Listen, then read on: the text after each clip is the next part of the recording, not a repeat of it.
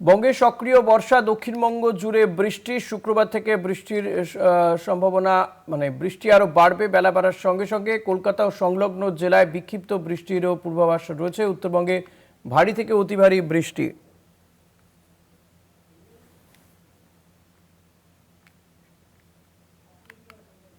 শাশ্বতী, বৃষ্টি তো শুরু হয়েই গিয়েছে, কিন্তু আর কি কি পূর্বাভাস দিচ্ছে আলিপুর আবহাওয়া দপ্তর?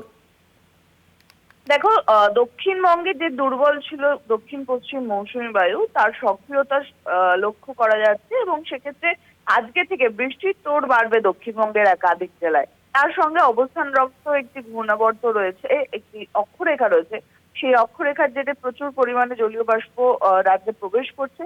তাই দুই মিলিয়েই দক্ষিণবঙ্গে এবার বৃষ্টির জোর যথেষ্ট মাত্রায় বাড়ার সম্ভাবনা রয়েছে। আজকে থেকেই বৃষ্টি আগামী সপ্তাহের বুধবার পর্যন্ত ভালো রকম হওয়ার পূর্বাভাস রয়েছে এবং কমলা সতর্কতা রয়েছে পশ্চিমের বেশ কিছু জেলার ক্ষেত্রে।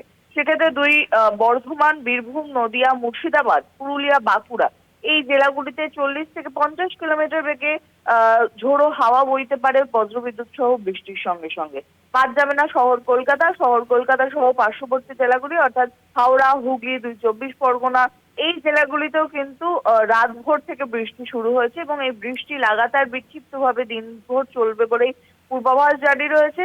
এবং বলা যায় যে তাপমাত্রার যে ঊর্ধ্বমুখী পরিস্থিতি ছিল তা কিছুটা হলেও স্বাভাবিকের কাছাকাছি আসবে। ইতিমধ্যেই সর্বনিম্ন তাপমাত্রা স্বাভাবিকের নিচে নেমেছে, তবে সর্বোচ্চ তাপমাত্রা এখনো 35 ডিগ্রির ঘরে শহর কলকাতার ক্ষেত্রে। এই পরিস্থিতি কিছুটা হলেও কমার সম্ভাবনা রয়েছে এবং গরমজনিত যে অস্বস্তি জারি ছিল তার থেকে সাময়িক মুক্তি মিলবে এই বৃষ্টির ফলে। এবং উত্তরবঙ্গের ক্ষেত্রে আগামীকাল অর্থাৎ শনিবার তীব্র বৃষ্টির সতর্কতাও জারি করা হয়েছে হাওয়া অফিসের তরফে।